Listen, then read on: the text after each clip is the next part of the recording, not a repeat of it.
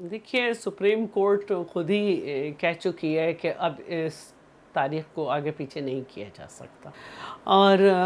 وہ یہ بھی کہا جا رہا ہے کہ بھئی جو 2-4 حلقے ہیں جہاں پہ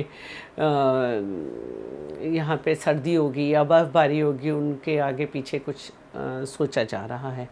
لیکن جو اصل مسئلہ ہے کہ پروگرام جو ہے یہ سارا یہ خود ٹھنڈا پڑا ہوا ہے،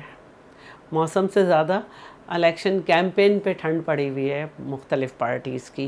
اور الحمدللہ صرف پاکستان پیپلز پارٹی اپنی کیمپین چلا رہی ہے، تو یہ تو سوچ سمجھ کے ایک ڈیٹ دی گئی تھی۔ اب اس پہ 2-4 حلقوں کی وجہ سے اس میں کیا بات آتی ہے، اور سیکیورٹی کے معاملات تو خاصے حد تک ابھی سنبھلے ہوئے ہیں، تو دیکھیں کیا اس پہ رہتا ہے، لیکن میں یہ سمجھتی ہوں کہ الیکشن وقت پہ بھی ہونا چاہیے اور ٹرانسپیرنسی بھی اس کی برقرار ٹھیک ہے، رہنی اب چاہیے۔